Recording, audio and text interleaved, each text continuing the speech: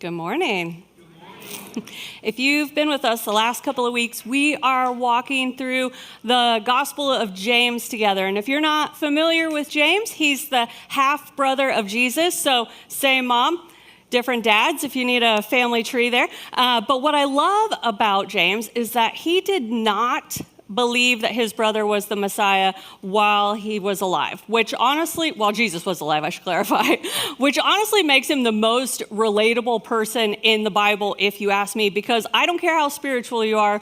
If your sibling claimed to be the savior of the world, there's no way that you'd be like, yeah, that's true. You'd be like, absolutely not a chance. James didn't grow up thinking, yeah, this guy who used to take my stuff and not put it back, savior of the world, for certain, not at all. But what changed James's mind wasn't a sermon, it wasn't a song, it was the resurrection. And that's probably what it would take for you as well, right? His brother was publicly executed, then walked out of the grave, and James was like, yeah, okay, like I'm in at this point. But after that, James became a leader in the early church and wrote a letter to Christians who are scattered, they're under pressure, they're trying to figure out what following Jesus actually looks like in their real life. James isn't interested in theory. He's interested in a lived out real faith, which is why this letter still hits so close to home today. Week 1, we looked at chapter 1, which you'll see a theme here, right? And we talked about a faith that actually works, not just something that we believe in our heads, but something that shows up in how we live every single day. James pushes us to move faith out of our heads and into our hands, because we don't want to be people who just show up to Sunday morning, sit in these rows so we can check something off a box that says, yes, we did that this weekend, but we have to partner with God to bring his kingdom, the up there, down here today. Like, there's no reason for us to wait until we get to heaven to partner with him to make earth look like heaven right now. Last week, we looked at chapter 2, see what I'm doing here, which focused on favoritism and how easy it is to treat people differently based on what they can offer us, and how upside down from God's actual kingdom that is. Because James reminds us that real faith doesn't play favorites, you guys, and that every single person ever created was created in the image of God, the exact same as you and me. Whether their race is different, their political affiliation, their tax bracket, or even if they root for the Chicago White Sox, go Cubs, we want to be people who show favor on those around us and not favoritism. So today, in chapter 3 of James's letter, he turns his attention to one of the clearest places that faith shows up or doesn't, and that's our words. Now, if you've been around Bridgeway for any amount of time, you've probably laughing at the fact that this was the talk that I was tasked with giving, because words are hard for me, all right? When I first started at Bridgeway and we were meeting over at the bank across the street, which some of you probably didn't even know we did, we had to have 3 services, and I did the announcements most Sunday, and guaranteed I was going to mess one of them up, okay? It just is what it is. My brain starts going faster than my mouth, which that's hard to believe sometimes, but it's true, and I would inevitably mess up a word, and without fail, I would go, words are hard. Every time, you guys, like, how embarrassing, right? But I could not help it. It didn't matter what it was. If I mess something up, I'm going to go, blah, blah, blah, blah, words are hard. And poor Joel, God love him, he was so kind, and he was always just like, it's okay, just fix the word and move on. Like, you don't have to do that. And I'm like, I wish I could, okay? Like, my brain just will not allow for that to happen. And the only thing that comes out is blah, blah, blah, blah, words are hard, okay? So we're almost 6 years in at this point. I haven't done that for a long time. So probably not until next week when I have to do the announcements and mess them up, of course. But that's okay. But I thought about trying to compile this outtakes video to show you all, but the length of time that would have taken would have been absurd. But when I started thinking about words, I started thinking about group texts, okay? And probably because they kept popping up on my laptop as I was trying to write, but every single friend group or family has a group text, right? So you're thinking about your own here while I'm talking, but every group text has that person, the one that shouldn't be allowed to hit send without supervision. You know who I'm talking about. You also have the one who responds immediately, like right away. The one who says the thing that everybody else was thinking but didn't want to actually type out into words. The one who doesn't just send one meme in response to the conversation, but sends 5 back to back. The one who creates their own emojis that correspond with the conversation that you're having, right? I have a couple of group chats like that. And that person is in all of them. And honestly, it's the same person in all of them too, but that's fine, okay, that's fine. Group chats have taught me something though about words. It's really important because words don't just communicate, right? They multiply, like Bebe's kids if you were around in the 90s. But anyways, if you think you're saying one thing and then autocorrect changes it to something else, and now 8 people have seen it and 3 people are screenshotting it, and especially if you're in a group chat with someone with the green bubble and you can't edit it, Nico Gruber. After the first service, he said, I'm out here catching strays this morning. But the Gospel of James was written long before group chats and phones existed, but it explains them perfectly. Because the reason group chats can get so messy so fast is because influence multiplies. And James starts this chapter by talking about influence, specifically people whose words carry extra weight. And one thing, as we know, as we talk here, James isn't writing to atheists or people on the outside looking in. He's talking to Christians, okay? People who want to follow Jesus but keep tripping over their own words. Sound familiar? Okay, sounds like me. I don't know about you, but it sounds like me.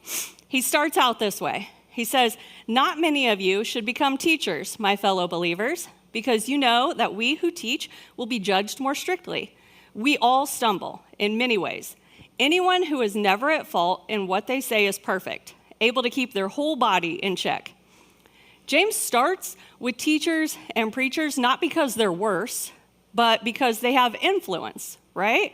Some of you are looking around the room like, whew, it's good to be me. Sorry about you over there, teacher friend. That must be rough. That's a lot of pressure, right? Thankfully, I work at the bank or I do construction or something else, but you'd be wrong, okay? Sorry to burst your bubble this morning. Because in the first century, preachers and teachers, they had a platform, right? They were able to stand up here and talk to people like you. But in the 21st century, everyone has a platform. You all have a platform. You don't need a pulpit or a license to teach. You just need a social media account. You just need a van full of kids. Maybe a team that you coach. A bullhorn on the street corner if that's your thing, okay? But James immediately levels the room when he says, we all stumble. This isn't a talk about other people who say dumb things, right? This is a talk about us, all of us. It's about me. It's about you. So when I tell you that I'm speaking to myself through most of this, that ain't no lie, okay? This is true. It's about anyone speaking words of influence, from preachers and teachers to political leaders to celebrities, but also moms and dads, coaches, bus drivers, older siblings even. Because influence isn't about how many people hear you, it's about how deeply your words land on the people who do. You guys, we're going to talk about maturity as well in our words, but maturity isn't never messing up, right? Maturity is recognizing how much damage those words can do and knowing that we need wisdom, we need help. So James levels the room from the beginning. He's not saying some of you mess up with your words. He's saying all of us do. But then he explains why something so small can cause so much damage in the next few verses. He says, When we put bits into the mouths of horses to make them obey us, we can turn the whole animal. Or take ships as an example. Although they are so large and are driven by strong winds, they are steered by a very small rudder wherever the pilot wants to go. James is saying, your words don't just express how you feel. They direct where your life is headed. And we have probably all used GPS, right? Some of you probably used it on the way here, even though you've lived in town all your life, and that's fine. But you put in where you want to go, you set it and you forget it, and you just let it lead you, right? Well, I'm sure you haven't done this, and this is just me, but sometimes I set it and I forget it, and then I miss my turn. And I just think, that's fine, I'll just take the next turn. Like, it's not going to be that big of a deal, right? Well, then my little lady comes on and says, rerouting, and I'm like, got you, girl. And then I'm 20 miles down the road and 20 minutes out of my way, and my GPS comes on and says, like, you've arrived in the middle of the Atlantic Ocean or something. And I'm like, how did I get here? I don't know. And it doesn't feel that dramatic in the moment, right? You're like, oh, this is no big deal. I'll just take this turn. But sometimes, like our words, they work the same way. One sarcastic comment, one harsh sentence, one thing we didn't mean to say out loud, and we don't end up where we thought we were headed.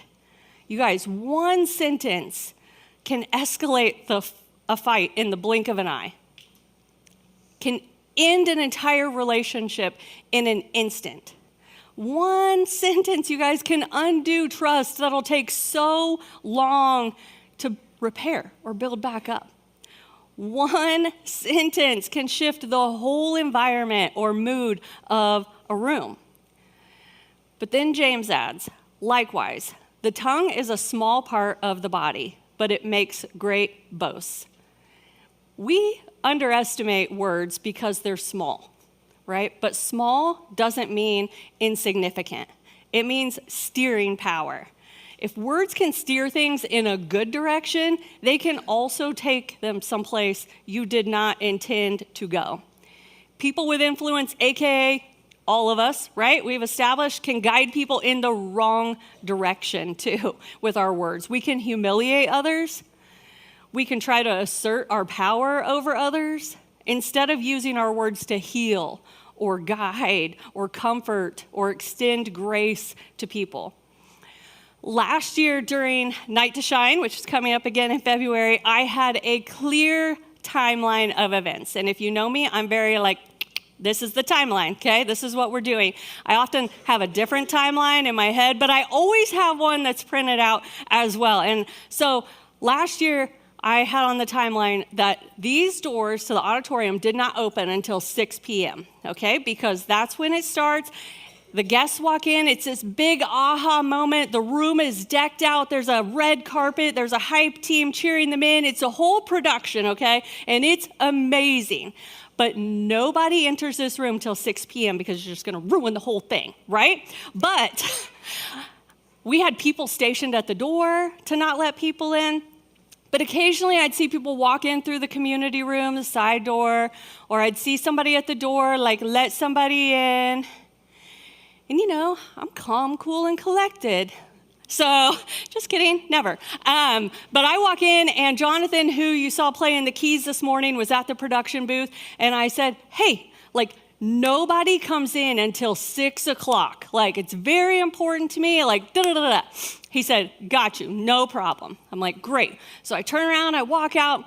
Probably not even 2 minutes later, I see somebody, walk in through the auditorium doors, and I'd love to tell you that I walked in here and I said, hey guys, notice that somebody else walked in, what can we do? Nope, I came walking with a purpose, with some intention, straight into the room, and I looked at Jonathan and I said, what part of not letting people in here was difficult to understand? It was not my best moment, okay? And I have thought about it so many times since, because what did I expect him to do, right? He can't barricade the doors. Fire enforcement will be here, shut the whole thing down. He was doing everything that he could have already been doing. But I did not steer that ship well. Okay, I have apologized, okay, which is the only reason, and I asked him if I could even mention this conversation today, because you guys, that was humiliating for him. Like, he was standing there in front of volunteers that he leads on a Sunday morning, and that was not a good look. But we all do those things. I also have thought about it so many times, because I'll never forget when he came up to me and he said, "You yelled at me." It was so sad. Anyways, but we've all done that and made poor choices, careless decisions in the heat of the moment. But James shifts the metaphor as we continue, and it gets a little more intense. It says, "Consider what a great forest is set on fire by a small spark. The tongue is also a fire." James isn't talking about accidents, because those are unavoidable, right? He's talking about carelessness, which is avoidable. Because you've heard about forest fires being started by a strike of lightning, right? That's an accident. You've also heard about them being started because someone flipped a cigarette out the window. That's carelessness. Most verbal damage doesn't come with intention of hate, right? And now some does, okay? Don't get me wrong, I'm not naive, but most of it comes from sarcasm, impatience, speaking before thinking, talking when we should have paused. But James continues and he says, "A world of evil among the parts of the body. It corrupts the whole body, sets the whole course of one's life on fire." You guys, the tongue is also a fire. A world of evil among the parts. It corrupts the whole body and sets the whole course of one's life on fire. That should hurt a little inside if this is ringing true for you as much as it was for me while I was studying, because some of us can trace major relational damage back to one moment where we thought, "I'm tired of this. Like, I'm just going to say what I've been wanting to say that I haven't said," right? And maybe it's even just the end of the day when you're exhausted and you're tired and your kids are asking 1,000,001 questions and your response is not as probably as kind as you would have intended. You're not intentionally being cruel, but you're just being careless with your words. It's the conversation you're having with a coworker when you know that you're right about something and you start maybe dismissing them, or maybe you're being rude or unnecessarily blunt. The things you're saying might be true, you might be right, but the way you said it, probably unnecessary, right? It's the throwaway comment or frustrated remark about something that you said to someone and you moved on and you forgot about it 2 minutes later, but it stuck with them and not in the best way. It's a small spark, you guys, with the potential for a big fire. And James is pretty blunt because he's basically saying your words can burn things down that you don't know how to rebuild. And at this point, you might be thinking, okay, so I just need to be more careful. Got it, check. And James says, it's not that simple. If it was, we'd all be pros at never hurting somebody's feelings, right? But here we are in the real world instead. But he says, all kinds of animals, birds, reptiles, and sea creatures are being tamed and have been tamed by mankind. But no human being can tame the tongue. It is a restless evil. You can train a dog. You can tame a horse. You can even potty train a toddler. And if you've done that, you know that's a miracle. But the tongue is a different story. James isn't saying it's hopeless, though, even though we are human and we make mistakes. But he's saying that willpower isn't going to be enough. If your plan is just, I'll try harder not to say that, James says, good luck. Because the tongue doesn't need discipline, it needs transformation. Most of us believe that we're just one good decision away from fixing our mouth, right? Like, this time I'll pause, or this time I'll be kind. And James says the problem is that the tongue doesn't check in with your intentions before it speaks. We've said this the last 2 weeks. Good intentions make terrible strategies. If our good intentions aren't met with good action, it won't happen. Change won't happen. Faith without actions, if it's just intellectual, it won't work. And we will see how we can practically walk this out here in a minute. But in the next verse, James takes it even deeper. He says the problem isn't just that our words are dangerous, it's that they don't always match up with what we claim to believe. He says, with the tongue, we praise our Lord and Father, and with it, we curse human beings who have been made in God's likeness. Out of the same mouth come praise and cursing. My brothers and sisters, this should not be. James is saying the inconsistency should bother us, right? You can't worship God passionately on a Sunday morning and then casually tear people down made in his image without something being off. And this isn't just about cussing. It's not about those 4-letter words that the world has decided are bad, you guys. This is because I imagine in Jesus' time there were things like that too, right? Like if somebody irritated you, they were probably like, I hope your crops wither and bear no fruit and that the ravens eat all your mustard seeds. Right? Maybe. But in our day, we hit them with, bless your heart. You guys, you're not really wanting their heart to be blessed, okay? Don't lie. I know. But Sirach, who was this wisdom writer in James's Jewish world, said it this way. If you blow on a spark, it will glow. If you spit on it, it will be put out. Yet both come out of your mouth. If you blow on a spark, if you fan the flame, if you pour fuel on that fire, it's going to glow, right? The conflict will escalate. But if you spit on it or probably throw a 5-gallon bucket of water and some baking soda, depending on how much you said, you get the idea. You can see how you can calm your words down or maybe extinguish them altogether.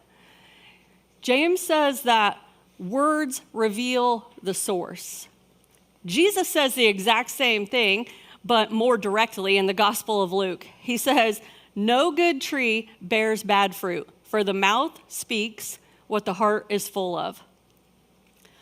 So if you don't like what's coming out of your mouth, don't just blame your tone or your exhaustion or your stress level. You need to check your heart because a fearful heart produces defensive words. A bitter heart is going to probably produce some pretty sharp words. A prideful heart produces dismissive words. You guys, the mouth is just the messenger. It's not the mastermind. So if that's true, if our words reveal what's happening inside us, then the question isn't just, how do I talk better, right? The real question is, what's shaping my heart so I can be better? James isn't telling us to speak less either. He's inviting us to speak from a place of healing, a healed place. James isn't trying to just tell us to just try harder either. He's inviting us to live more intentionally with how we speak. So here are some ways that I think that we can show up and do this in our real life, Monday through Saturday, when we're not sitting in these rows here, after you leave and go out into a world that so often frustrates us, stresses us out, scares us sometimes. I think we need to put a pause between feeling and speaking. You guys, most of our regret, or at least mine, lives in the space where we felt something and then we spoke immediately. So this week, I think, and further on, not just this week, but I think we need, before we respond, pause long enough to ask, what's actually driving this response? What am I really feeling right now? Because most damage happens at full speed, right? And we need to pause before responding, especially when our emotions are high or we find ourselves super annoyed. Right? If it's the email you draft, but then you don't send, you wait. Maybe it's the text that you wrote, but you reread multiple times, or maybe even you save it into your notes app and sleep on it, decide to send it tomorrow, maybe. Maybe it's choosing silence in a heated conversation and not to punish the other person, but as wisdom, to pause. Maybe you could even just say, like, I need a minute before I respond.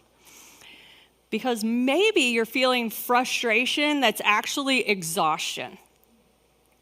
Or you're taking something as criticism when really you're feeling disappointment. Or you're giving anger that's actually rooted in fear. You guys, taking a pause is not weakness. It's maturity. Because there are times I've found myself responding to win, right? Not to create peace. Or times when I'd like to really hurt your feelings because you've hurt my feelings, instead of taking a step back to pause. Super mature, by the way, super mature. But you have to figure out why you're reacting that way. Jesus didn't feel the need to fill every single moment with words. Near the end of his life, he was standing before those who misunderstood him, who accused him of all sorts of things, who would eventually sentence him to death, right? But he chose silence. And not because I don't think he had anything to say, because I'm certain that he did, right? But restraint was the wiser move. And if taking a pause is good enough for Jesus, guys, it's good enough for me. It should be good enough for you as well. Next, I think we need to change the goal from winning to building. A lot of us speak just to win arguments, not to build relationships. And Jesus never tried to win arguments just to win them, right? Even though he could have if he wanted to, he chose words that kept relationships open. So that's why I think before we speak, we need to ask, will this bring clarity or just temporary relief? Can we choose honesty without humiliation? Can we lower our voice instead of sharpening our words? Can we let the conversation end maybe unresolved, but also unburned?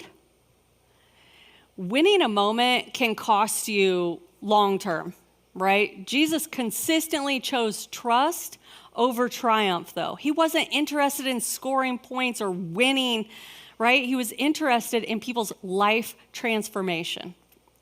So we need to use our words to build those relationships, even if it means we might not win the argument. Sometimes losing actually looks a lot like winning when you consider the person in front of you that you're speaking with. Next, we need to speak life intentionally, not just reactively. James isn't wagging his finger in our face, I don't think, anyways, saying, watch your mouth, right? He's saying, use your words. He isn't just asking us to clean up our language. He's inviting us to speak with intention. And that sounds a lot like Jesus as well. He didn't just avoid harmful words. He used words to restore dignity in people, to call out people's potential, to invite people into something better that he had for them. You guys, every word we speak has the power to shape someone's day, to change someone's heart, to even change the course of their life maybe, or even our own life. And we usually don't notice that we're holding that much influence in the moment, right? But that's why I think we need to say encouraging things before someone expects it. Jesus did this constantly, calling a tax collector worthy of a meal. He called fishermen future leaders. He called people by who they could be, not who they had been in the past. Encouragement isn't transactional either. This is not you telling me I did a good job, then I tell you you did a good job, and then we're just in this cycle of, encouraging each other. That's great, but it's not performance-based, right? It's anytime, anywhere, for any reason, encouraging people. That's why right now we're going to do a little group exercise, because I want you, the person next to you, don't go across any rooms or anything like this, but can you give them a high five this morning and tell them a good job for getting out of bed and making it to church? Because you guys, I'm proud of you. Like, this is not a small thing. This is a big deal, getting up and coming in here. You could have done many other things, right? So I feel free, high five people every day for just getting out of bed and showing up to work or something. You don't have to be sarcastic about it, but for real. But it's also naming the effort in your kids, right? Not just the results, because sometimes the grade doesn't always reflect the work that they put in. It's also speaking affirmation to your spouse or your partner without following up with like another task for them to do. It's not, I love the way you unload the dishwasher. Could you do that again? Like, it's not that. Encouragement is free, but it's not cheap, you guys. It always pays dividends in relationships. Keep encouraging people. You guys, life is hard enough, so let's pump each other up here. But as a side note to this one, when you mess this up, own it quickly, because we will mess this up, right? We're human. We are not perfect. But you just need to communicate with that person. That came out wrong, I'm so sorry. Or I shouldn't have said that like that, I'm sorry. Like, apologies do not weaken authority. They build trust. And then lastly, let prayer interrupt criticism.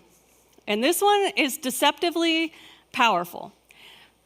And it's going to be a little hard. We're going to pray for someone twice as long as we complain about them.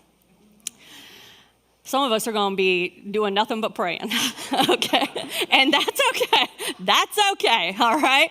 And not in the, I'm going to pray for you, like sarcastic way because they're getting on your nerves. I'm talking about seriously praying for the coworker who frustrates you, the family member who triggers you, the person you're tempted to vent about to everybody who will listen.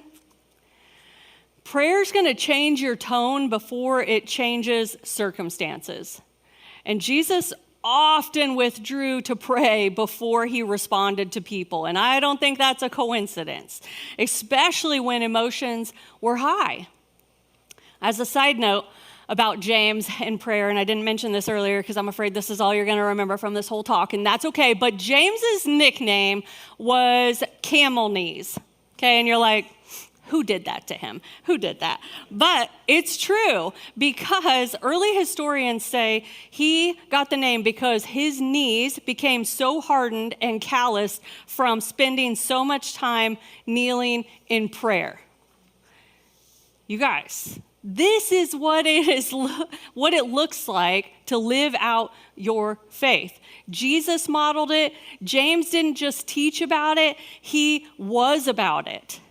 Prayer was a powerful, transformative practice in their daily life. And may it be for us as well, right? James isn't about becoming silent people. It's about becoming whole, healthy people. James isn't talking about perfection. It's talking about alignment with God and his kingdom. So maybe the prayer this week is simple. Maybe it's, God, give me a heart so rooted in you that my words start sounding like you. Because when God changes your heart, the mouth eventually follows.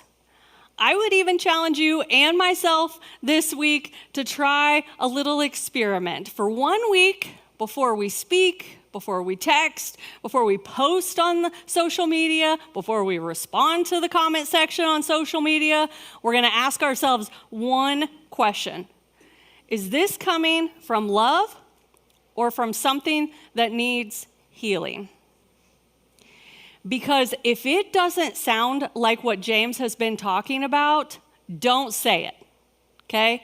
Hard stop, pause. Give God a moment to steer your words. Let him turn that small spark into something that builds rather than something that burns.